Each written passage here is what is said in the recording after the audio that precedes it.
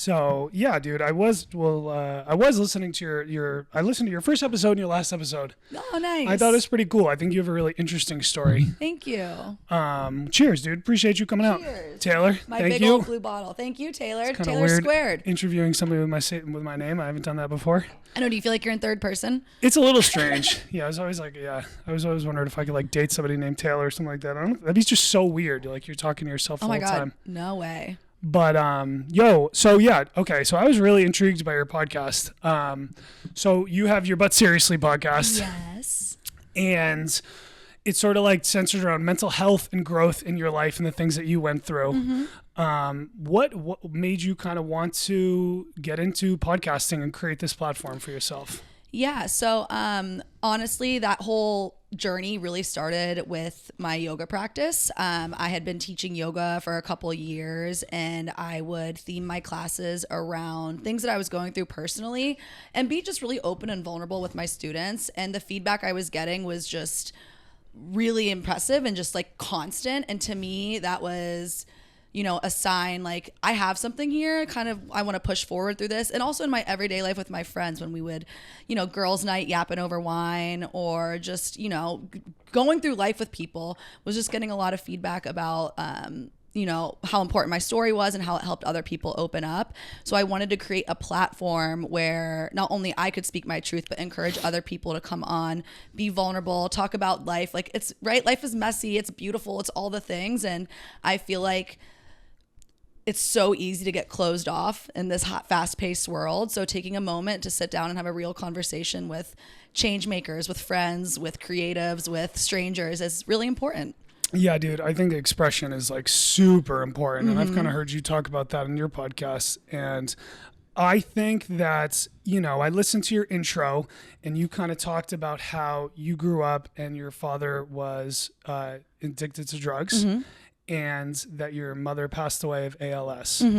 And I think that like those are things that are really challenging to deal with, like growing up in that environment. Absolutely. It's one of those things. I mean, I wasn't always open and vulnerable, right? I would say the majority of my life really suppressed, really angry and acting out, and just not really being able to process my emotions, which leads to a lot of discomfort in your life, right? Like it's almost like TV static. You're not really able to form true connections. You're not able to really get to know yourself, and you're not really able to just like enjoy your experience, right? It's almost like there's a muffler on your life, or you have a muffled noise canceling headphones on. And one day I just woke up after, finding yoga and, trying to do some work. I was like, I'm fucking up. Something's wrong here.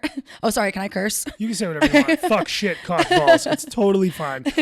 This thing is about, my platform is all about open expression. You can say whatever you want, say how you feel, as long as it doesn't get us fired in our jobs, or like exes break up with us, or boyfriends or girlfriends or anything. But, so what was there like a moment that like made you be like, I need to make a change, or like, what was that shift like? Yeah. I mean, there's so many, like you said, there is obviously a bunch of different milestones in my life that kind of led to this point, but I want to say I was like 23 years old and I just was like in my deepest funk, right? Like I was just partying all the time. I didn't have any real meaningful connections beyond like my best friend from high school. And I was just kind of just going through the motions.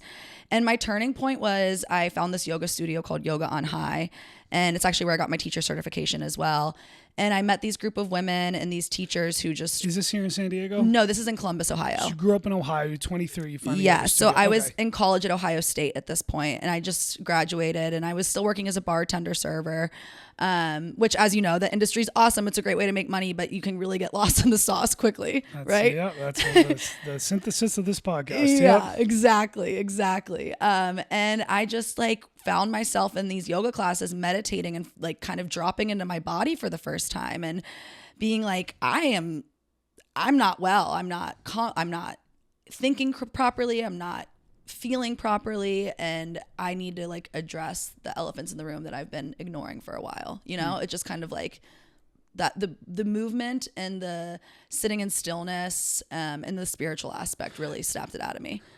Oh, that helped you. The Yeah, sitting yeah. in stillness and processing that thing. Yeah, because it was just like, Okay. oh, there's something icky in here. There's like, that's something like I'm resisting kind of moving forward. And it was just that I was holding on to all of this trauma. And when you hold on to trauma like that, I feel like it kind of leaks into your everyday life. Your relationships, your professional life, your Totally. personal lives. Like, yo, I'll say this, like, I think that's cool that the yoga studio has given you that place, because like me just like sitting in a quiet apartment is really challenging. It's so hard. And I think that's challenging for a lot of people. And that's like why people come see me and us at bars, is because that you got to get out of that like isolation in your apartment. And like I heard you kind of talk about that you really like nature, and going into nature has helped. That's like one of the reasons I moved out here from New Jersey to Southern California, is because of the weather, and you could be outside so much. Absolutely. And I think that's like super therapeutical for us to deal with stuff as well. Oh yeah, you got to go touch grass, take off your feet, ground in the sand, ground in the dirt. It's so important. Dead fucking ass. So yeah, I think that like, I think it's cool that you've found that, and you have found this like form of expression to help you and also like connect with other people. Absolutely. I think, it's just one of those things where we all move so fast in life. We're always trying to get to the next step. And I think that's what yoga really helped me with, right? You build up the heat in the class, you get all these movements and you raise your heart rate. And then you're almost like training your parasympathetic nervous system to slow down after that. And then when you kind of find that state of calm and stillness, that's when things start to bubble up, right? Like, and you start to be like, okay, I am resisting this change in my life, or I am creating more obstacles by not healing from this past experience. And it just, from then on out, I was committed to bettering myself, and I fell in love, met like the love of my life.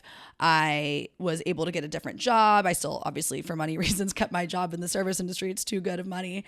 But my life just transformed before my eyes. And it really was one of those things, like once you let go and just trust and heal and focus on yourself, the chips, will fall into place. Yeah. I think that stillness is tough. I feel like definitely working in bars, we just go. And it's almost like when you stop, you're like, sometimes I wake up in the morning after crazy shifts, and I'm in this like peaceful sleep, and I wake up and my brain just fucking starts going again. Oh, as if I like just like turned back on into that mode. I call it my ticker tape. So like, when you're watching the news and they're telling you the most horrifying story, but at the bottom, there's this like nonstop news information still going on, and they're just as horrifying. I'm like, my mind's always like that. And even practicing yoga now for like a decade, sitting in stillness is the most difficult part. I'm like, what do I need to do? Do I need to itch? Do I feel comfortable? You just start thinking about things, and it doesn't come easy. It's just practice. I heard Tony Robinson talk about how every morning when he wakes up, he like takes 3 minutes of like meditation to think about 3 things he's grateful for, 3 things he wants to accomplish.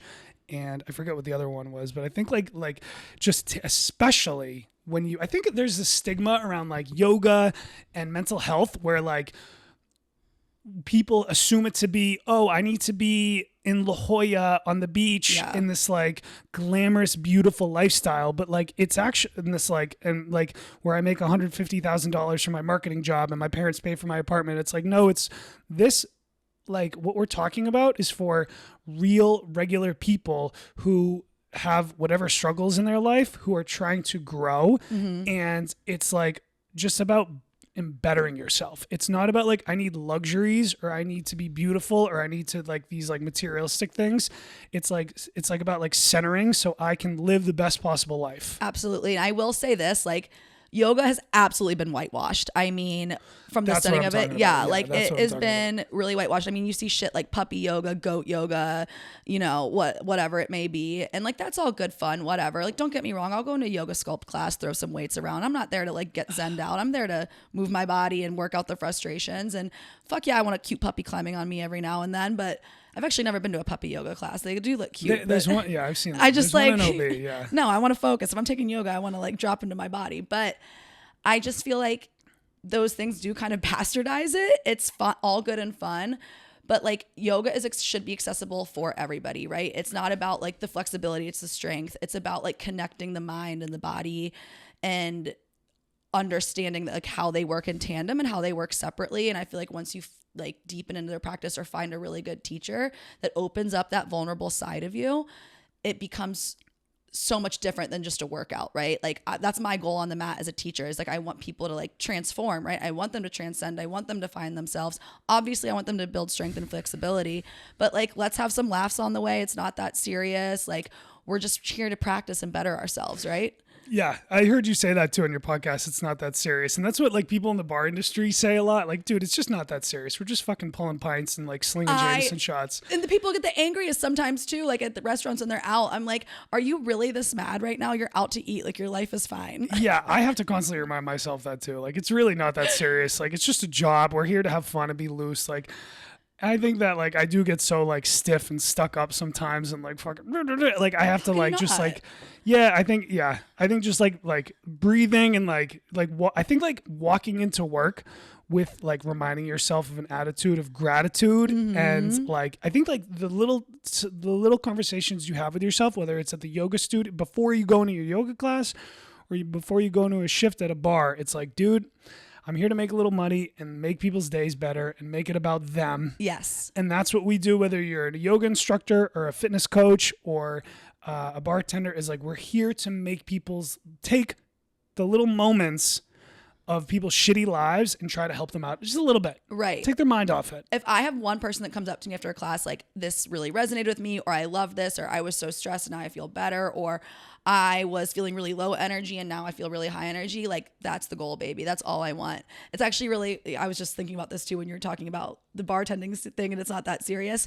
I mean, it is serious though, because I still have nightmares of drink tickets flying in my face, and I'm like, ah! Yeah, we've all been through the Saturday night where you have so many tickets, you can just pull them up from the ground and hold them up and look at them. And but like, yo, you do like, that's part of being like going from being a rookie in this industry to trying to become a veteran, is learning how to deal with that, to process picking up like 30 tickets and being like, oh my fucking gosh, you're like, it's going to take me 15 minutes to get these all out. Like, and my bar just filled up. I mean, my nightmares, Saturdays and Fridays were always nuts, but when we opened up our brunch shift and it was bottomless brunch, I cannot explain to you the nightmares that I still have from that. What kind of restaurant? What kind of bar did you work at? I've worked at a couple restaurants, but like the main ones I worked at was this restaurant. They're both in Columbus called Forno, and it was on like Forbes 50.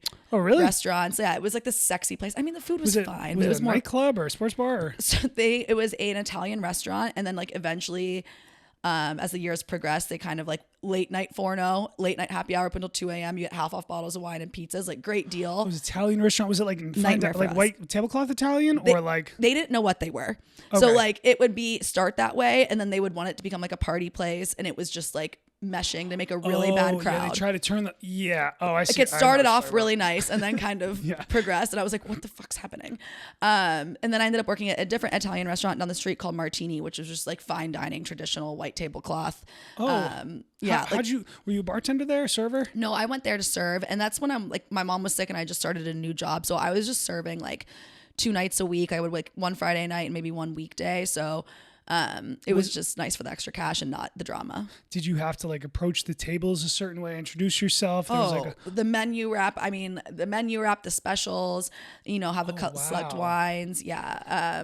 It was definitely different, but it was way less stressful. Really? I know. Oh, wow. So I'm so the opposite. Well, I was bartending at a really high volume place that was also really nice. So we were still making like crazy ingredient cocktails. And then the people that were coming were anywhere from like fancy people to like raging 21-year-olds.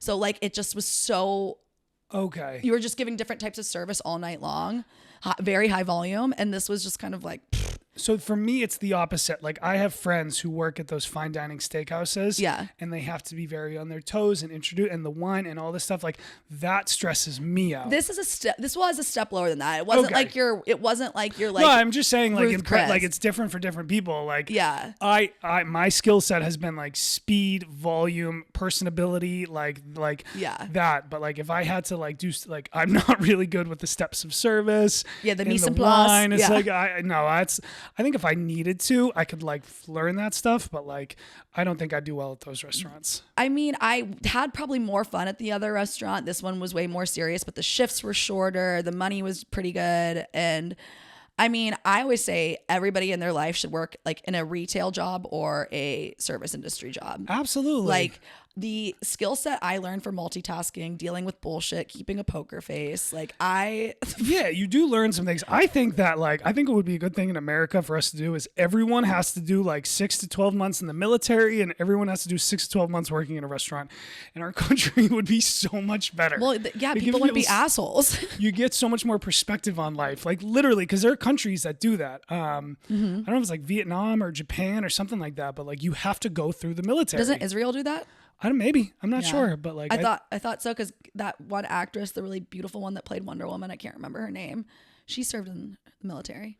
Yeah. That I don't think I could survive serving in the military. Well, there's different things. There's like mechanics, there's engineers, there's nurses. Like somebody, there's different. It's not like, I don't yeah, know, I'm you thinking have to like be on drill the front sergeant. lines with like a fucking sniper in your I'm hands. thinking like a drill sergeant yelling at me to do a push-up. I'd be like, mind your fucking business. But like, dude, don't you think that would like help like men and women if like they had to experience? You know, it's like tough love is like I think good for a lot of people. You're right, and like that's the service industry did to me, was definitely thicken my skin. Especially like I'm in sales now too, and like I can handle rejection a lot better. You know, like it's not you, it's them, or it's a different circumstance. Because I think a lot of times when people get angry at your restaurant, or you don't make a sale, you can be like, "Woe is me," or like, "What did I do?" But you're like, that taught me to kind of like, it's not me, it's them. You know? Yeah, I think that like experiencing people treat you like shit, like can be like humbling and beneficial. Mm-hmm.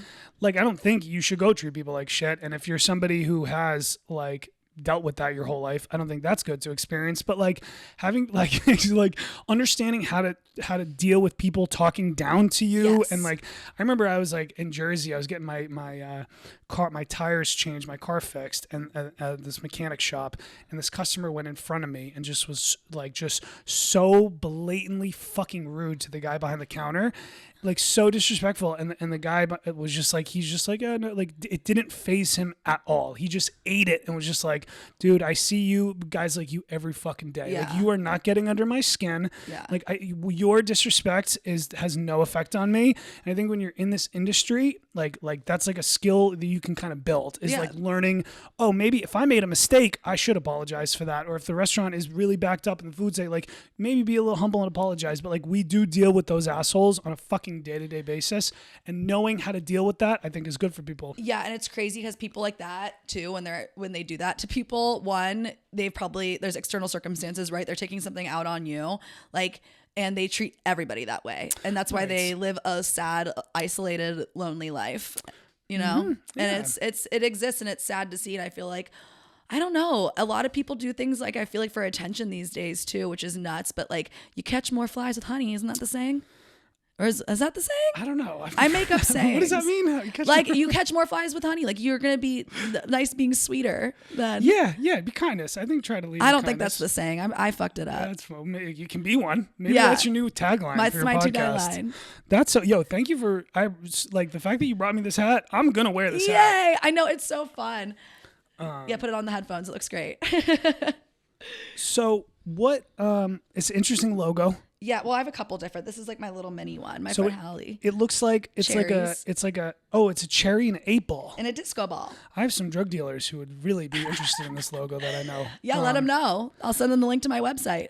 How did you come up with this logo? Okay, so the back is my logo. It's on my shirt. I'll show it later, but it's kind of like an open mouth tongue and a disco ball lollipop. I mean, my friends who know me, I'm a disco queen. I'm a wild child. I still like to have fun. I always call it my detox retox situation. That's why I live life honestly. And I think like how we were talking about yoga earlier too, and the saturation of it, a lot of the wellness people out there portray themselves like, you've seen those get ready. I wake up at 4 a.m. and I stick my head in ice and then I journal for 20 minutes. Then I go on a walk. Like, you can do healthy things and still be fun. But no, this is just fun. My friend Hallie made this for me and I loved it. And then I just wanted something like fun, sexy, pink, vibrant, and like, because I'm interviewing people too, right, that are like in the music industry, and like, even though they party lifestyle. Yeah, they live these high energy lives. That doesn't mean they haven't been through crazy shit or don't know how to like tone it down and be themselves. And it's just kind of like, I just want to meet people in the middle. This is supposed to be like move and groove, have fun, be yourself. Yeah, you brought some DJs on your yes. podcast, which is interesting. And your boyfriend works in the restaurant industry. He works for Obi Noodle House 1502. Yes. And yeah, I mean, so you've worked in the industry, so you know the craziness. Yeah. I mean, he like, used to work at Juniper and Ivy too, which is like Michelin shit. So oh, he actually really? had a way more. One of my good friends used to work there. I'm sure they know each other. I couldn't do that. The stuff he was doing, but that restaurant's so cool, right? Like every week they get new produce in, like new menus and new cocktails and shit. That's nuts. I've never Or been. every month. I hear really good things about it, though. It's one of those places though where you like order it, your entree, and it comes out and it's yay big. Oh, it's the and little like tiny hungry. portion. It's like the food art, and it's like that'll be $75 an entree. It's so delicious. Like it's some of the best food and service I've gotten, but I do leave hungry, and I'm like, that was a big bill. Yeah. Not my scene. I tend to be value. I'm a value guy, which is why I like Style Public House, because we're not a dive bar, but we do have like really inexpensive prices compared to everything down in the gas lamp. Yeah, I love a dive bar.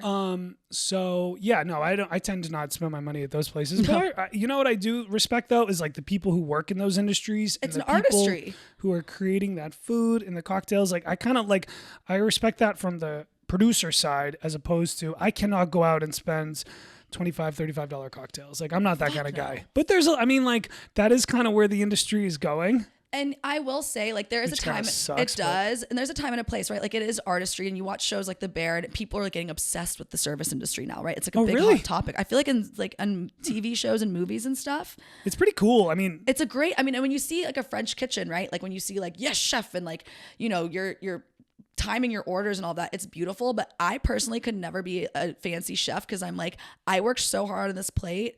And then your artwork is gone in like a minute because people are eating it. And that, like, really? You know what I mean? No, I think it's cool that you're like providing a meal for somebody. Like, no, it's amazing. No, that aspect's amazing, but I just can't imagine all this dedication and like they're like tinkering these drops of things on the plates and then it's gone. And I'm like, oh, I worked so hard. Yeah, that's interesting. I would love to bring like a chef on here and have him talk about that. You should. Or like I think, that's interesting. I never thought about it like that. But my boyfriend and I love Jamie Oliver. Do you know who Jamie Oliver is? He's a chef from London. I know the name. Yeah. He gives me but seriously vibes. Like when you look at other chefs, they're like all these professionally trained ones. And he was one of the first that came out and was like super goofy in himself. Like he was a rock and roller and like whatever.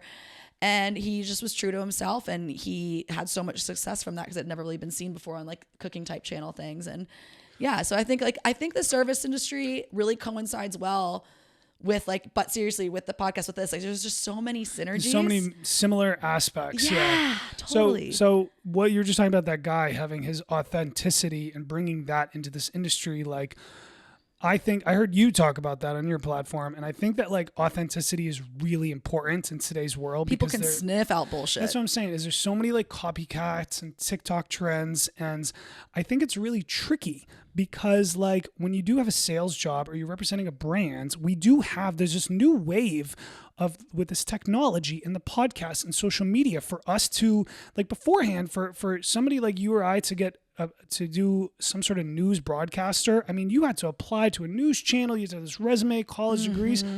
We now have the power to be our own brands. And I think that like, it's hard because it's like, holy shit, beforehand I had all these corporate like boss and I had to act a certain way. And now I just have this free canvas to paint with this podcast. I could say some wild, dumb shit. Yeah, totally. You know what I mean? So that's been like, and like, I am somebody who kind of has a loose mouth, and like what is that like? What do you think about that? Like I think like I heard you say on your podcast. I'll let you answer this, but you almost forgot that the camera was rolling and you were talking to your guests as if they were your friends, and it was so like you said, "Oh, I forgot that the audience doesn't know these people," but I think that's like a good thing. It is, but like I think that's why I would get in my head when I had friends on because I'd be like, I needed to talk to them. Like, this is my first time hearing this, or like that, if you have an inside joke or you say something, you just assume they know. And that did make that aspect of the podcasting a little bit challenging at first, but I kind of found my way through the first season. But in terms of the accessibility for people to perform, online or whatever now, I mean, there's good and bad with everything. I think it can get a little carried away, right? Like you said, there's a lot of copycats, there's some disingenuous, and there's some horrifying information going around. So that's kind of why I was like, there should be a space where we can be vulnerable in ourselves as well. And sure, that's not the most original thing. It's been done before, but it's never been done by you or me, Right. We're putting our taste on this thing. Yeah, exactly. And it's really cool that social media has gotten to this point, right? Like we are able to whistleblow on things. We're able to have access to information of things going on in foreign places that we didn't know about, right? Or like have people's experiences who we've never met before, never been to their country, and like be able to talk to them in real time. It's so cool. But yeah, with great power comes great responsibility. Seriously, dude. Like, I know. I'm always afraid, like, because you could say something and then I go Takes out of context. Well, you just go to your bar, because just like politics, for example, like they say no politics at the bar, but like I have opinions on the world, and not just but like everything, social issues and stuff. And like in my industry, bartenders aren't really supposed to voice that. Yeah. But like in this platform, this is like my form of expression, and it's like people will, if you put out ideas that go against them, it affects the way they spend money on you. Yeah. And that's what I've come to like have this realization of. Yo, I don't care if you are liberal or conservative, or if you're religious, or if you're LGBTQ. Like it's like, I think expression is really important, and people should feel comfortable to express their views, whatever that is. Yeah, and I think the people who stifle that the most are the people who are most filled with hate and like bigotry. Interesting. So the people who aren't able to find that platform or be able to even honestly speak to themselves or their friends or loved ones about it, I feel like that's when that hate kind of manifests. And in this day and age, with all of this turmoil that's going on in our country and everywhere else, like it is important to have these conversations so that you can get other people's perspectives, but also help these marginalized groups like feel more accepted or feel more safe. And, you know, that's my motto, like feeling sexy, silly, safe. Every human should be able to feel sexy, silly, safe in their life, you know? Yeah, I heard this quote. I'm gonna read this because please do. I was just like, I scroll on Instagram like way too much, but this really, really successful artist, his name is Charles Bowden. He was being interviewed, and he said that this is what he said. This guy was asking him a question about expression, and he said, "Your job as an artist is to tell the truth to power. It's easy making a living telling the people in control they are right. This is the news. This is the news business. You're supposed to defend the weak and attack the powerful. Nobody needs court jesters except the people in the court." Ooh. If you can write, it's a gift. You didn't earn it. If you can paint, it's a gift. If you can compose music, it's a gift. You can study and get better, but it's still a gift. And if you betray a gift just to use it to make money, it goes away.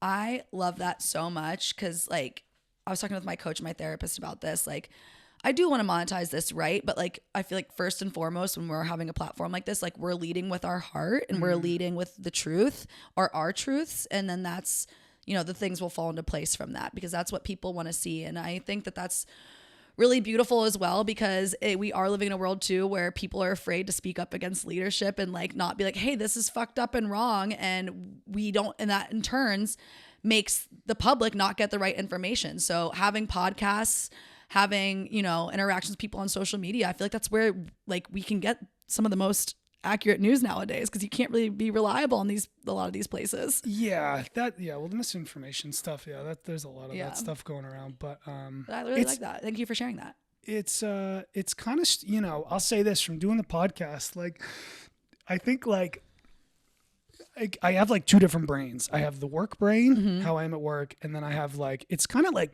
getting into this like podcasting space mentally of expression over and over again. Sometimes I think like, oh, is this something I can do long term? Like, it's a lot. Because I think that it's like vulnerability. You know, vulnerability is tough for a lot of people, especially when, you know, you grow up and some people are raised in super vulnerable environments. Some people are raised in mentally and physically, sexually abusive homes. And that's some of those people come to see me at the bar and I like hear these people's stories and I'm like, oh, wow. You know, you see kind of some of the damage that it does. And I think that like sort of doing kind of what you were talking about earlier is like being in yoga or therapy or stillness or nature and processing these things is like super important for our growth. It is interesting. Like in the bar service industry, you know, yoga, teaching yoga and like being in sales, I've worked all three of those jobs and every single point in one of those jobs, I felt like somebody's therapist. you know? Yeah, and absolutely. I think that's like another skill set that you get, like, is like hearing people, and you're able to rationalize these stories and also maybe rationalize their behaviors from that. And it can be a really, really beautiful thing. But I mean, like, I've had to do it in the past, like, and set some boundaries. I don't know if you've ever had to do that in the bartending stuff, where I'm just like, dude, like, this is not working. I have customers being like, oh, what are you up to today? Like, oh, I'm just drinking at this bar. I'm out at the beach. And they're like, all right, I'll be there in 30 minutes. Yeah, like, wait, what? Bitch, I didn't fucking tell you to come here. Yeah, and especially in the yoga space, I mean, I found that people sometimes can put you on a pedestal because you're teaching. Yeah. And that's not the case at all. You know what I mean? And I've had, like, you know, people want to talk to me about their problems and this, and I'm like, I'm not a doctor, dog. I don't know. It's like, funny, but they look at it. Yeah. I mean, it's a good thing. That means they're looking up to thing. you and stuff like that. It's a beautiful thing, and it means I'm doing my job right. But, like, there are those moments in the service industry when you're providing a service where you do sometimes have to, unfortunately, set those boundaries. Yeah, that's a good, and like learning how to do that. And I think that, like, it's different for men and women. Totally. I think that, like, being 6'2", 200 pounds, like, shaved head, tattoos, I'm a little bit like eyesight. People are like a little like more intimidated looking at when I'm behind the bar, as opposed to my female coworker who's 5'5", 120. And, like, is wearing a short dress or skirt or whatever. Like, the energy is so different. And I think it's, like, really different the way that people look at men and women. And I think that, I think maybe you could say, well, women you can make your money off your appearance a little bit more than guys, and, like, blah, whatever you want to go with that. But women and men it's a different experience in the hospitality industry. I want to ask you a personal question about, like, I have I have some friends who are women, and even coworkers in the past, who have been through abusive relationships. And I notice that they stay in those abusive relationships, whether it's verbally via texting, like, you fucking whore, you bitch, don't do that, or like actual physical abuse. Like, and I tell these women, some of these are my good friends or throughout the years. And I've been like, why do you stay there? The guy put hands on you. Why? Like, I can't go around being the big tough guy and beat up all the fucking abusive guys in the world. At some point, it's on you. Like, what should I or anybody else, who has these friends, like, how can I communicate to these women? Like, how do I handle that? Yeah, that's such a tough question, because it's very circumstantial, right, to everybody's experience. And for me, I've had friends that have dealt with that. I've had family members who have experienced similar things, or, self-harming behaviors. And the biggest lesson I've learned is people will not take your help until they're ready to take their own help. It's a really difficult thing to watch. It's a really difficult thing to be around. But if somebody's not able and willing to recognize that they need help, it's really hard to impose your help on others. I think the abusive cycle is a trauma cycle. You build this person up, like, it's going to get better, because that's where the love bombing starts. When somebody's in an abusive relationship, they lash out, and then it's a love bomb. And then they're just like, I love you, I'm sorry, I'm going to fix this, blah, blah, blah. And then you get stuck in this vicious cycle that you can't get out of. And I've seen it happen. It's horrifying. And, like, there's almost, I don't want to be pessimistic and say there's nothing you can do, but people need to be able to help themselves. And it's tough. I think it's tough when you're a woman by yourself and you're living by yourself. And it's almost like this, like it's very isolating too. You can get addicted to chaos. Yes. You can get addicted to the discomfort and dysfunction. And, I lived a life where I was kind of addicted to that chaos, right? I was living, just traveling nonstop. I was not going to school. I was, like, ready to drop. I was just not living a healthy lifestyle. And it wasn't until I was ready to help myself was I able to do that. And I think the abusive cycle, I personally never, like, been abused by a man, so I don't know from experience, but just from, like, the outside looking in, from people I know and love, I feel like you said, it's an addictive pattern. It's a vicious cycle, and it's really difficult to close off love, just like have doubts that person's not gonna change. Like, it's like you want to believe the best in them. And it isn't until one big fallout, right? Like, where they do something, like, finally it's the straw that breaks the camel's back, that I think causes them to leave. I mean, like, you can even look at it from the instance of, like, a parenting relationship, right? Like, it was really hard for me to step away from my dad for a little bit when he was very unwell. And I did it like always will love him. He's my father, but I don't have to like him. You know what I mean? And those realizations kind of came in a little bit later in life, but I allowed myself to be a part of this guilt cycle with this man who was abusive in his own terms, not like physically. Yes, exactly. Like, so long story short, it's tough. I think when you do get older and you do look back at relationships and you're like, oh, that was a manipulative relationship, but when you're younger and you're at the bottom, you don't necessarily, you don't know that. You can't like tell that until it's like, it takes like time and growth and maturing. Yeah. And like self-actualization and like processing, like what is really questioning. Yeah. Is this good for me? Like, is this person for real? Like, how many times are they going to say, I'm sorry? But when you're in that state, first of all, there's so many factors there, right? When that's happening to you and you're thinking like, as an outsider, how are they not recognizing this? They are in so deep in their own trauma and in their own like despair that they aren't processing emotions that way. They're not able to question that reality. That's just their reality. You know what I mean? Like they're not able to see those patterns like that somebody on the outside would. And you also have to question like generational trauma, right? Like what kind of household did they grow up in to like attract this, right? Like, or to be empathized with this and want to be a part of this. So there's just so many aspects that go into that because it takes a lot to heal the trauma that happened before your time with your parents, the household you grow up in, and then in your own life. And I feel like those really do impact our relationships, like from your childhood relationships and those aspects, you know what I mean? So there's just so many factors. Yeah. And then the way people handle that is they just like numb themselves with alcohol. And you come and see me and you're there and the next thing you know, it's like 5 years down the road and you're like, holy fuck, this has become my life. Yeah. What I've noticed too is, people seek stimulants, right? Like they're like, oh, I need this. I need those quick dopamine hits. I need this. And then they crash. And so then they're like dealing with the crash by getting drunk and then they go back and then this. So they're numbing. A lot of people in those abusive and traumatic cycles are self-medicating, right? And they're numbing or they're just turned off their emotions. So like they're probably not registering the danger that they're putting themselves in or that isn't around them. And it's a vicious cycle. Yeah, that's why I do feel there is this community out here in Southern California, gets a lot of criticism for, how expensive it is. And some people don't like the politics and everything, taxes, but like there is this community of people who are trying to grow and uplift themselves and spend time in nature. And like, there are these like naturopathic ways to, like cope with things you've experienced in life. Yeah. And I moved out here during the pandemic. I ended up building a beautiful life in Ohio with my friends and my boyfriend, but it was kind of time for us to move on. And during the pandemic, it was cold, it was mucky, it was rainy. And I was like, we need to get out.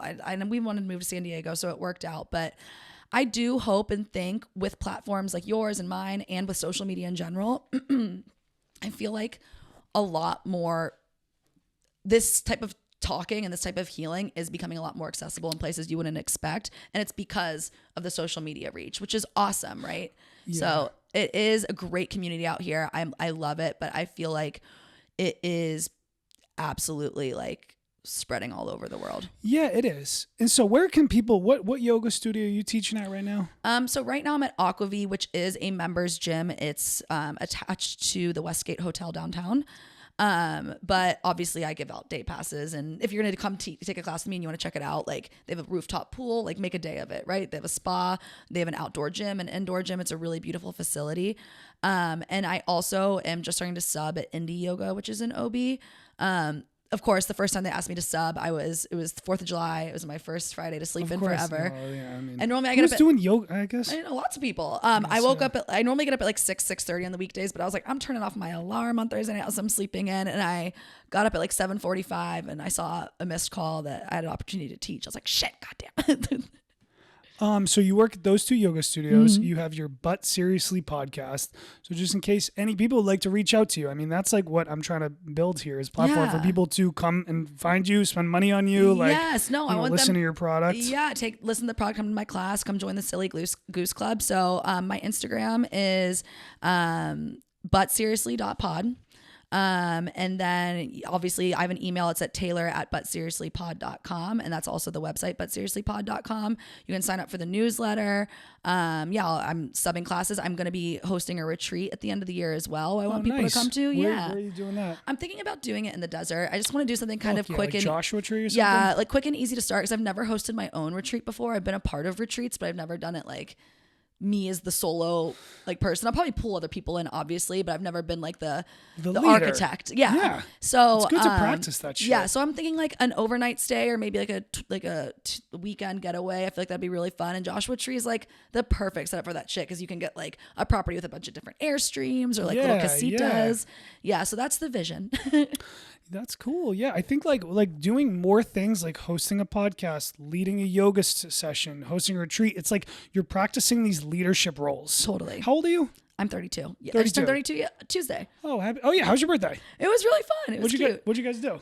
Last night we went to Sunset Cliffs, like my favorite spot in San Diego, and we had a little picnic. Just got like Luigi's pizzas, and I made a giant ass charcuterie board. Nice. Popped some champagne, and then I'm going to Padres game tonight because it's my best friend's husband's birthday. Nice. Yes. Fuck yeah. It'll be really fun. But yeah, I had a day full of yoga. I went on my hot girl walk. I went to dinner at Starlight. It was great. Yo, pizza. You know what the best pizza in OB is Ellie's Pizza on Voltaire. Wait, I've heard that. I've heard that. It's really good I'm pizza, gonna check it bro. out. It's got this beautiful little patio out back. It looks It's got cute. this really homey, couchy, like family place oriented entrance, and the pizza, it's like a brick oven pizza. It's like a husband and wife.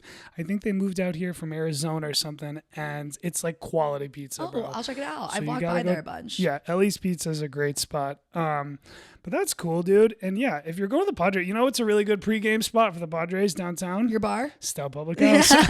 Do you work tonight?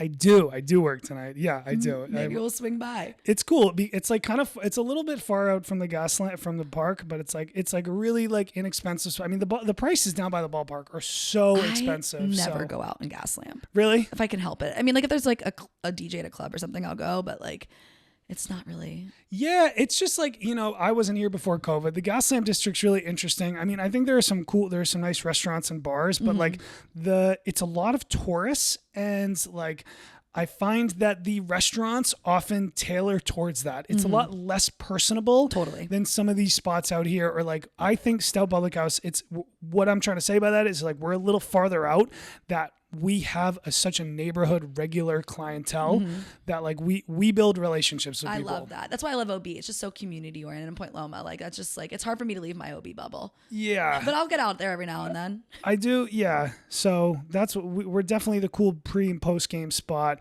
We have regulars that come in every time before the game and stuff, but, it's cool. Yeah, you should check it out. Yeah, I definitely will. I'm excited to eat a glizzy. I'm pumped. Yo, you said you go to a lot of DJ shows. Your boyfriend is a DJ, so you're kind of like in that network. I very much am. Is that like what's it like having a boyfriend as a DJ?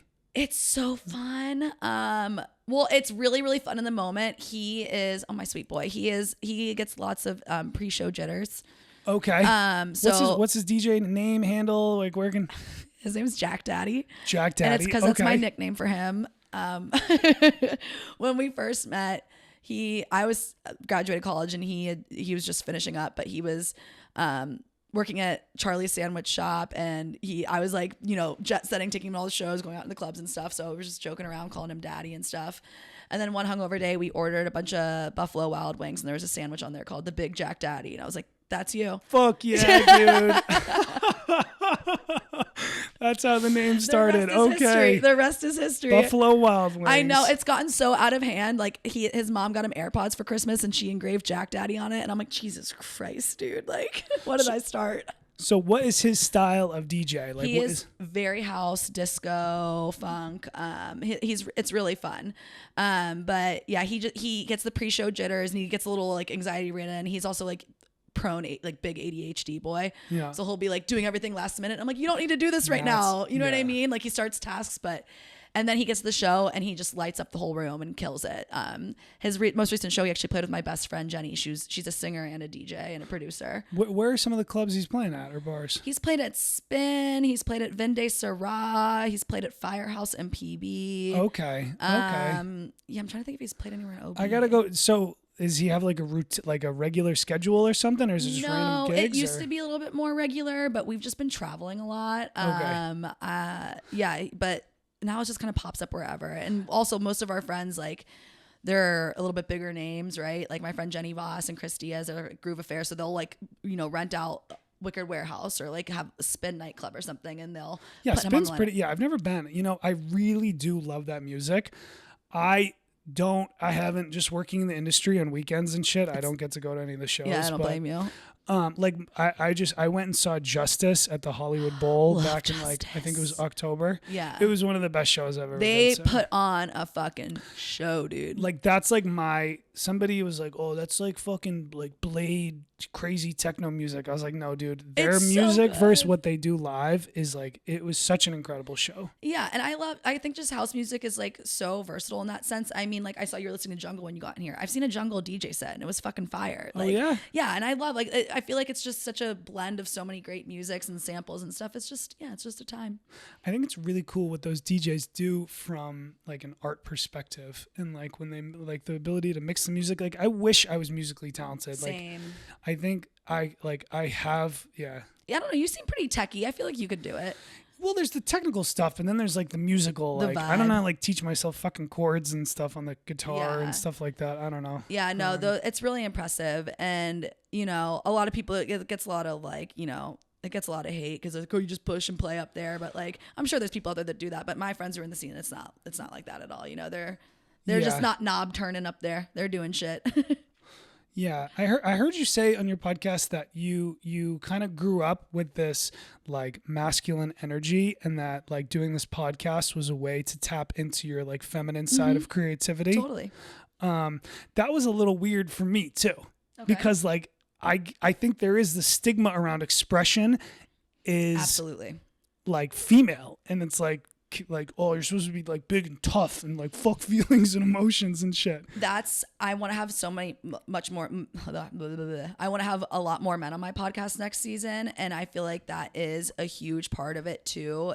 And why a lot of times maybe men, not all men, but like sometimes men struggle with relationships or anger, right? Or like they're quick to reactions, and it's because we as a society made this like taboo for men to open up. And, for a girl like me on the opposite end of things, because I had to grow up fast, because I was kind of put in an environment where like I had to be the stability, I had to be the calm one. I was around all this chaos growing up with a sick parent and, parents that both battled with addictions. Like, you end up becoming a decision maker, right? You're like growing up quickly, and then that bleeds into your everyday life where you're just go, go, go. And then this was the opportunity for me to like slow down, let it out, and think about things and process things and create things. And it's just so outside my comfort zone. But I'm having a lot of fun. It is. It's a cool experience. Mm-hmm. I think everyone should try to start a podcast. Yeah. It's like just. I know. It's so fun. I actually had a guy reach out to me. He's like, this is so inspiring. I've always wanted to do something like this, but I don't have the balls. I'm like, just do it. And his idea was so cute. He was like, I want to do he's like a big golfer, cart confessions. I'm like, that would fucking kill it. Like, the thing is, you can take any interest you have in life and just like explore it and be inquisitive and like search out. I saw this guy right before I started this podcast. He's an Instagrammer. His thing was like, I'm 30 years old. I have $30 million in the bank. Follow me to be like me. And I was like, if you're going to do something like this, I think you should not take that perspective. Well, yeah. I think you should. I think a great way, I don't think you should, I'm not saying you shouldn't do it, but like a really good way is to go out and say, don't do the look at me. I'm this cool bartender, podcaster, yoga female, whatever. Take the perspective of, I'm really interested in this topic. Let me go find out people who know more about me and learn from them and share that with your audience. Yeah, like it's really cool. Like I have worked with a coach and she is very similar to me. And like, I'm like, okay, she has the blueprint. And that's kind of how she pitched it to me. Like, this is a great idea. You create this. Give me your rundowns. Let's do this. But like, I know the blueprint of how to like grow this or what platforms to use or how to like, eventually monetize it. But we like the first year of us working together, we didn't once talk about monetization. It was about like the vibe, creating the following. Like she was like, all you need is 20 people to listen to this. You just need 20 people who believe in you and believe that this is awesome. And like when you let go of the expectations of I need this to work and I'm the best and I know what I'm doing. Ego. Like, ego is That's how I started this. I was like, I want to be in a top 10 podcaster in the world. Like, I want to be in numbers and shit. But like, no, but I don't think that's a good long-term. You have to find ways to make. It's good to have goals, but it's not good to be like, this is all it's about. Yeah, like if your goals are strictly for like a financial, like that's everyone asks me that. How are you going to make money off this? How many followers do you have? I think that like the way to do that is to like constantly focus on creating good content for years and years. Yeah. And that's what it takes. Overnight. Like these people that we see that are successful YouTubers and social media people, they've been doing those things for years. This overnight success shit, like you have to show people that you can do this. That's why, like, when athletes get drafted, they get these rookie contracts because it's like, all right, do this be a great player for 4 years. Right. Let's see where you are then we'll give you another contract. Right. And that's another thing my coach and I talked about. One, like, I don't want to get burnt out. I'm a busy gal, so we're just doing it like by seasons. Like, I'll record for 3 months, take 3 months off, record for 3 months. But she was like, if you get past your first season and start season 2, you're already ahead of most people because most people start it and then they're like, fuck this, because it's a lot of work. So like, I think we already, you know what I mean? We already are successful by doing this, right? That's like, how I feel. Yeah. I mean, I made this goal when I started to get to 21 episodes because I don't know if this statistic is true, but I read at the time that 99% of podcasts stop at 20 episodes or less. Yeah.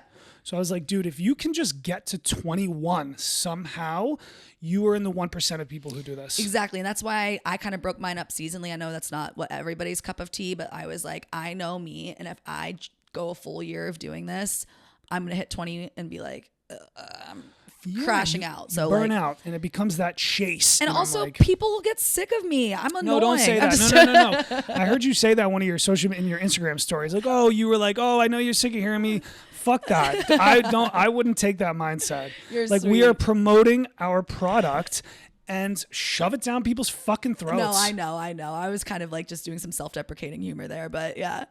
Yeah, no, but I know the feeling. You're like, oh, like when you post that you spend so much time on this work and then like nobody fucking listens to it. I'm like, are people sick? You get the self-doubt. But like, yo, play the long game. I know. What pisses me off is I'm like, I looked at my stats and it was like, you have 845 unique listeners. I'm like, where the fuck are you people on my Instagram? Like, I'm going to tell you something. I have not looked at that one fucking time. Yeah. You're better than me. Because I don't care. Like long term, I want to be able to grow this, but I'm just like, here's what happened. This happens probably once every 2 weeks. Somebody approaches me who I didn't even know followed me on social media, who has never liked, never commented. I've never seen their name on my story. And they go, dude, I was looking at your podcast the other day. It happens all the time. I was really intrigued by that thing. It happened the other night on Saturday night. And this guy, I was like, oh shit. He's like, yeah, man, like it's really interesting. It's like, that's a statistic that you can't tell. Right. Exactly. And that does, and those are the interactions, the most meaningful ones. Those are the ones that like, light a fire under my ass. They get me so excited, but yeah, we are in this culture of like instant gratification, applause, and like likes, and you're crushing it, which is good. You want to support people, but I know there are podcasts out there who get tons of likes, like that are all right. Look, I know amateur podcasts that are coming up who get so much applause, and I look at them, I'm like, yo, that shit's trash. Yeah. And then there are these celebrities who have podcasts who get hundreds of thousands of views and likes, and I'm like, bro, that's just an ex-athlete or singer actor who isn't really good at this, but they have this following. Exactly. But then on the other side, I know there's incredibly talented artists who are grinding and putting out incredible work online or on podcasts or on YouTube or music that don't get the love and recognition. And I'm like, I fuck with those artists. It's so interesting you say that. What was I watching? It was some like docuseries about like the club life in New York. And this club owner, he was like, the tricky part with doing this, this coincides with what you were saying. Like, you create a space and the artists come and they make it cool. And it's like the cool, sexy people. And they're like, this is a vibe. And then they bring their own like flair to it, right? Like they like make it a really cool experience. And then they like word of mouth goes around, this place is awesome. This place is awesome. And then the bros come, or like the tech bros, the finance bros, and like those kind of people. And they come and it's still fun for a while, but then the club has to up the prices a little bit to keep up. So then it's cool enough for the artist type to still be there, still come. And then eventually you price them out and they're like, fuck this, and on to the new place. And it's kind of like, and the culture has totally changed. Culture has totally changed. And you open the new place. And that's kind of what I feel like exists in the podcast world, in the creative space, in a yoga studio space. Like, the minute it starts getting really cool because these grassroots artist types are creating something awesome. Yeah. It can get saturated real fucking fast, or like all of a sudden these big famous ones are getting like all the It promotion happens. and you're like, what happened? Yeah. So I think a way to like what we've been talking about is we are in control of this whole fucking thing. And it's like, if you can build your brands and get disciplined at your brand for years to come, then you stay so locked into that like when you do finally take off, you are like, no, this is my foundation, this is who I am, I'm going to stay with that. Absolutely. I'm not going to adapt to the fucking whatever it is that's trying to change me, or this market, it's like advertising deal that I was able to get where they pay me like whatever it is, like that's yeah, but you the can't say long-term. fuck, you can't say Right, like stick to your roots. Like I was always a huge Barstool fan. They have been themselves for 20 years. They don't change. Maybe a little bit. They did change. They kind of pulled back a little bit some of the stuff they used to say way back in the day, but it's like with the times you got to change a little bit. But like, dude, Barstool has been themselves for so many years, and like that's why they're such a great brand. And I'll give you another example. I was talking to this guy, Gabe, who does professional social media for a lot of these bars in San Diego. And he was talking to me about how you create the social media aspect for these people, and like the culture of these bars can change with time and promotion, and like, oh, we're going to make this like the new hipster bar. We're going to make this whatever. And like a really good example of that, a great bar would be Aero Club. I love Aero Club. So that used to be back in the day, way before I ever got here. They didn't have the outdoor patio. It was just that narrow front room. Oh boy. And it was just known as a whiskey bar. Actually, no, I think I might be wrong about this. Wasn't it a place for like the pilots to go or something? Yeah. Yeah. But it was this really old school dive bar that like and it was like an old timers, like regular, blue collar bar. My owner, the guy who I bartend with, Mark Prendergast, used to bartend there like 20 years ago before he opened Stout. And it was just him. It was one person. And over the years, it's changed. Waterfront Group bought the bar. They expanded arcade games. And now the whole culture is like young 23-year-olds who are on their Instagram. And it's still a great bar. It's still awesome. I've gotten to know some of the bartenders. I'm not crapping on the bar, but like that is a perfect example how with the times the culture of that place has totally fucking changed. I was gonna say, I used to go there like after, like when Jack worked at Juniper and Ivy, we would pop by there, and I had gone last year and I was like, oh my God, this place is huge now. It's different. Yeah. I know it's probably different from even when I went like 5 years ago, but that's the thing is like, if somebody came to you and they're like, Taylor, we want to pay you a bunch of money, but we want you to do it this way. And that's what you hear about these stories with these artists and these singers and these musicians who get like control. They sell out to this control. And the next thing you know, they're only getting 5 to 10% of the revenue coming in. And now their whole culture and what they do is like what the big, what was the quote I said? Like, don't let power fucking, yeah. Your job as an artist to tell truth to the power. Yeah. It's like, we're so young in that. I'm not like trying to say that's happening now, but it's like, it's something to keep in mind of. I hear absolutely. Yeah. And that's why I was like, if I do want to monetize this in any way, like my next goal is I want to reach out to like local businesses that I'm aligned with, right? Like I have a neighbor who works at a salon and I'm going to start teaching yoga at her salon. And I'm like, I'll promote you on my podcast. Like you pay for one episode. It'll be like the whole podcast. I'll work it into the conversation. Like, oh, check out Blended Salon and OB. That's where I got my hair. You know what I mean? Like you just do things like that where you're working with the locals. I feel like would be a great place to start. But yeah, obviously, wouldn't it be awesome to get a deal with Spotify or Apple? But with that comes a lot of contingencies. Right. That's like I would love. That's a big goal for us to set. Yeah. I'm nowhere near that right now. No. It's going to take probably a few years to even like have that conversation. But you look at guys like Terry Crews, that famous actor who says he doesn't work with alcohol brands. He doesn't work with gambling brands. And it's like pick and choose. That's aligned with you. Yeah. Like I'm doing a mental health podcast. I'm not going to sign like a deal with like the NRA or fucking stuff. You know what I mean? Right. Yeah. And that's the kind of the tricky thing that I've been like, what do you think about this? Like I do Wellness on the Rocks. It's about mental health in the bartending industry. And like, it is a little yin and yang and it's a little, seriously, but I can see how people could think it'd be hypocritical. Like I sell alcohol for a living, but I'm promoting this healthy lifestyle. And it's like, no, it's balance. It's balance. Like, you saw my logo, right? Like it's not that serious. And like, we're human beings. We deserve to have fun. We deserve to go to bars and drink. Like if I want to have a fucking whiskey, I'm going to go have a whiskey at your bar, and then I'm going to go do yoga in the morning if I feel like it. Like, I feel like there's so much stigma around, if we're talking health and wellness, it needs to be like, oh, that's because they live the life of wellness and pureness. Like, no, I don't. I love to have fun. You love to have fun. That's what life's about. Like, finding that balance. That's the beautiful thing. It's like, what if like Jameson came in, like, we want to sponsor your podcast? Then you should say fuck I'd be yes. Like, fuck, dude. I don't know about like, you say fuck yes. If that's what you want, fuck what everybody else thinks. So today on the episode, we're talking about growth and yoga and sobriety. And, you know, I have this person who struggled with addiction sitting next to me, sponsored by fucking Jameson. Well, yeah, like, I guess that's true. You know what I mean? And it's like, I haven't really found my niche. Yeah, These but are the I mean, things like, I just think about. But also, like, I don't know. You can have a conversation with them if they don't want to be on that episode, or maybe you'll be like, hey, they're not sponsoring this episode, right? I Like, know. whatever. These are all like hypotheticals. I know. I'm not anticipating Jameson to be sponsoring me anytime soon. Wouldn't that be the dream, like, though? Come on, wellness on the rocks, and then like, maybe that would be a good opportunity for them to pivot into like drink responsibly. Yeah, no, but it's like, these are the conversations I have with myself, you know? It's no, like, I get it. And like, they are pipeline stuff, and like, I have a list of brands that I would like absolutely love to work with, but I think it's also the power of no. If you're like, this isn't going to work, it's not going to work. Yeah.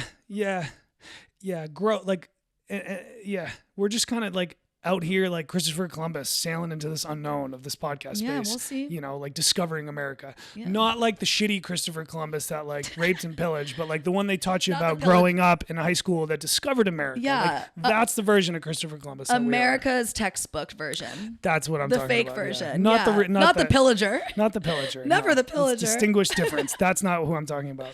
I keep looking up, and I just realized I gave everybody a free foot show. Do you know These feet people aren't who for free, minus what you see, you guys. Rex Ryan's gonna watch this podcast and be. I didn't just get a pedicure. Do you know any people who? Oh, do you know people who are into like weird foot fetish? And do you have those friends?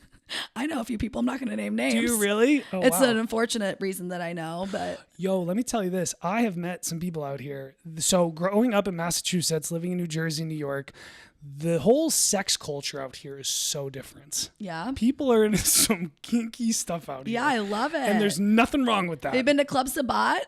Nope. Okay. What's that? They'll throw parties like all over San Diego. Jack actually bartended one at Spin, and it's like rope play, like spanking shit. They're all like leather and lace. It's hot. It's fun.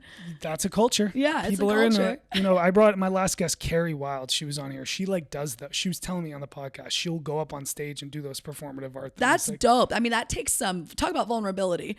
Fuck that. I mean, I will watch and I will clap and I'll enjoy and maybe partake behind closed doors, but I'm not getting on that stage. I think that's an interesting expression that people have in their I life. love it. And I that think is, it's so cool. You know, a huge culture out here. But like you said, that is like, it's just California's more liberal. We're more open-minded. Like so it's people have felt the need or desire to come here because they feel like they can freely express themselves without judgment. And it's a good thing. Yeah, it's a beautiful thing. It's a good thing. It's a beautiful thing.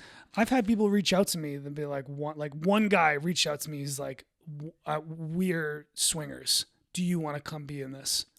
And I was like, I'm fucking good, bro. Really? Oh my God. I'd have been like, yeah, where? I would never know. I don't know. I guess, okay, so TMI, but my parents definitely were like swingers. They would have like key parties and shit. And they were like, this is when they were like using, but not like off the deep end, I guess. But yeah, so I don't know. It's comfortable for you, and that's totally fine. I'm not saying I do or don't, but yeah, it's just, I feel like it's a preference, and if you do it, let your freak flag fly. If not, no harm, no foul.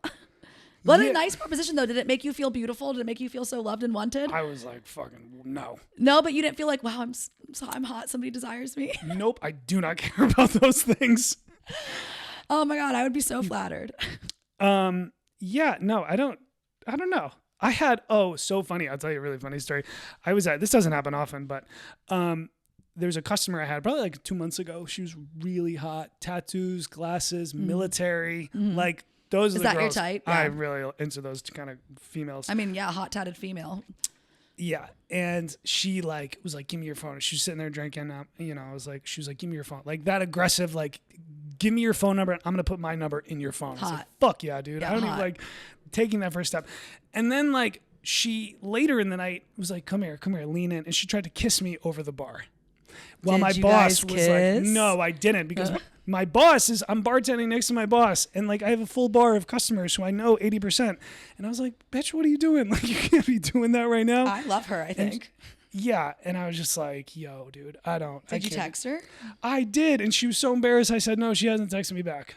And I texted her a couple times. I was like, hey, I'd like to get together with you Hey, now. I'd like to kiss you in person again. We are not the kind of bar where I am making out with customers. Not even like a... No. Thanks and for the service. I'm a little bit more like conservative in that That's aspect. fair. Like I can't be making out with chicks at my job. No, I mean, I wouldn't be making out, but I don't know. Maybe a sneaky, cheeky peck. I don't know. You No, know what the fair. thing is though, and here I'm a little flip This is it. why I'm not professional. I'm going to flip it to what we've been kind of talking about, the open sexuality thing. Like there's that, and I think you should express yourself and how you feel, and if you want to be open. There's the other side of that where like that girl has probably done that at like a bunch of different bars. I guess that's true. You know what I mean? See, I don't like, that's why I'm a very impulsive person, and like, I need somebody like you near me to be like, no, not normal, not okay. Cause like, I just make decisions like, oh, that's great. Let's do it. Yeah. I think that like you should be open and do all that stuff, but there's the balance of when you've walked into a bar and you've slept with everybody that's in there. Yeah, that's not cute. It's like, whether that's for a guy or for a girl, I'm not going to be hypocritical and just say that like slut shame women, but like, I don't know. I think that like, I try to push back. Like, I don't, Leave a little mystery sexy. my really good customer who's been in the industry for decades was like, yo, you're attracted to ease. And I was like, damn, am I attracted to easy women? It doesn't No, sound I'm like not. it. It's Yeah. like, and that makes you real think like, It doesn't sound like you are. So there's a balance to that stuff, you know? Everything's a balance, baby. Everything's a balance. Everything in moderation, including moderation. Yeah, because I kind of you kind of talked about that on your podcast a little bit. How like when you were younger, you kind of like I was were a very little promiscuous. Yeah. and stuff like that, and like it kind of took a little like something to pull you out of that. Yeah, like I was having the most meaningless interactions with men and getting treated like shit. That's what I'm saying. And is nobody took me seriously. Like it was awful. My self-worth was like plummeting, right? And that's, yeah. And I was just making it worse, but thinking that these quick dopamine hits, these quick fucks, these quick, partying things would like pull me out of it. And it just made me a shell of a human. And also like everybody was like, the fuck's wrong with this chick? Yeah. So like, how do you find a balance between being sexually open and being not like a fucking cheap fuck? I don't know. I mean, like, I'm pretty open. I've had a boyfriend for 8 years, but I talk to like all my friends are like, oh my God, calm. Like you're acting like a dog in heat, relax. But like, I feel like it's just a personality thing, right? Like I think we should be openly able to talk about sex whenever we want. Like, I feel like especially America has been suppressed for a while, and we were taught like to be very like closed off with that shit. And I think we're just breaking that stigma, because it's just, at the end of the day, we're just all trying to feel good and have fun. And like, yeah, you don't want to overdo it. There is a line, but like if the person's feeling safe, if they feel sexy and it's not harming anybody, then like go off, sis. Yeah. Do you? Yeah, I think like playing with that line a little bit. I don't know, working in this industry, Yeah. like I don't do that anymore. I think when I was younger, I did that more, and I'm like, I like pushing boundaries, towing the line, seeing, but I get it. It's not for Yeah. everybody. It's not for everybody. What else? What else would you want to talk about? We're an hour and 7 minutes in. Is there anything you want to like talk about creatively? Mental health, yoga, anything? Like, what are you thinking? Yeah, I will say, I know we were trying to talk about this before we started. I absolutely love your setup. Thank you. I love it so much. It's so comfy. It's so cozy. Like for me, sorry, I pulled away from the mic there, but No, you can move this if you want. no, I know. No, I'm perfectly Okay, comfortable. I've good. been fidgeting, Okay, but like, good. so for my setup, I call it the big comfy couch. I want people, since we're talking about some challenging shit, like we're just chilling on the couch. It's disarming. It's fun, but it's proved a lot of issues. Like, and this is like, I'm like, but I had the same curtain thing, like a little curtain on my window to block it out or whatever, but it's fun. Like how many different times did you work your setup up? Well, I moved around. I was living in another apartment when I started this. Yeah. And then I had this bookshelf on that wall with the chairs on each side. But then I was like, yo, the light, my apartment's kind of weird because I have the door. There's the lighting's great. Oh, he works at, that guy works at Sunshine Co. It's so funny. There's bartenders all over the Oh my place. God. Yeah. Everywhere. But, I did this for the light. And it doesn't really fit, but like this is my podcast studio. Oh, I think it looks great. So just the books and these I've read, like I like having these books here because it's kind of my mind's like, this is my mind's. Right. And I haven't read all of these ones up here. Some of these are photography books, but I've read all of this shelf, and I want to build this. I mean, this is like my, like, you know, some people collect liquor bottles. Like, I try to collect wisdom and knowledge. Yeah, I have, my apartment's really small and we have one bookshelf up, but that's what I wanted for my birthday was like to build a library in our garage because so many of my books are in storage. I'm a big reader. I'm a big reader. What are you reading these days? I read a lot of romantasy. I also read some like historical fiction. It's mostly fiction stuff and fun. Like when I'm reading, I'm escapism. You know what I mean? I'm diving into a weird world. Interesting. Yeah. My boyfriend reads a lot more of like this nonfiction stuff. I'll read it. And I've done like a lot of self-help books. But yeah, right now I'm like definitely in that It's so funny. world. Like you go to escapism to those romance and fiction and all Fantasy, that stuff. yeah. Like it's so funny because I work in escapism. Yeah. And when I'm off, the books that I read are like, I'm reading Jordan Peterson right now. I'm reading, of course, Jordan Peterson. I'm reading David Goggins. I'm reading. Yeah, I was like, he's the motivational speaker, the Navy SEAL. He's a retired Navy SEAL. Yeah. He's the one guy to go through like the buds training for the Navy SEAls and like the Army. Like he's broken all these crazy records for the military. Yeah, and I recognized that name and I was like, oh. Fucking badass. Yeah. I love his story.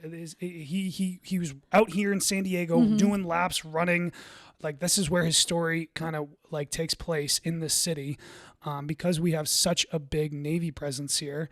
And that was actually the first book I ever finished. Oh wow! David So Goggins, you're not a big Can't Hurt reader? Me. Not a big. Well, I Nowadays have like growing up, I was really good at math, and I failed like every English class I've ever taken. Yeah, I was growing up. I was actually really good at school, but I was like obsessed with reading. Like big Harry Potter girl. Big like I've been a reader my whole life.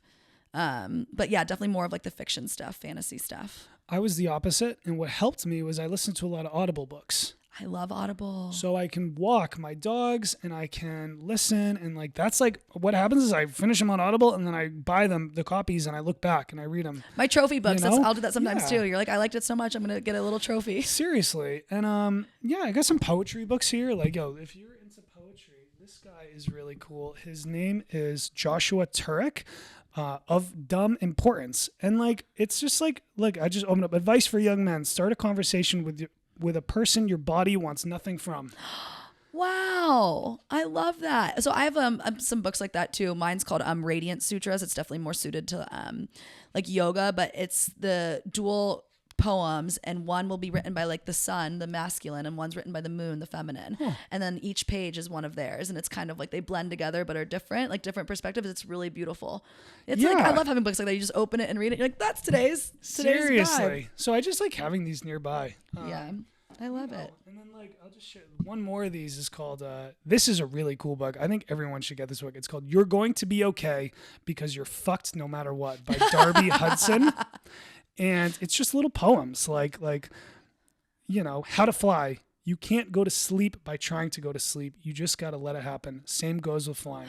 Just like little motivational fucking quotes, you know? So I got my like David Goggins. I got my, you know, Robert Greene, 48 Laws of Power. I got my, you know, Rick Rubin, The Creative Act. That's been super helpful for my podcasting. And like, I don't know, man, this is like, you know, Yeah, it looks really great. I really like it. So I think the creativity in you building your studio is just, it's personal touch. Yeah, and that's kind of what I wanted it to be, like friends yapping on a couch. Like you're not here to record. We're just here to have a deep conversation. Yeah, I felt the same way. Yeah. And that's why I bought this little lazy boy couch. But it's like and after now I'm in this, I'm like, oh man, this is a little bit more professional than I thought it was going to be. Yeah, no, I need to up my game because I was like, you know, mics were falling. I mean, it makes it authentic and fun, but like I definitely see it evolving for sure. You should. And I think, you should try the headphones. Yeah. for purpose, like technical purposes. Yeah. That's why people wear them. I know. I don't know why. So it's like you can hear like what it's actually going to sound like. Yeah. You know?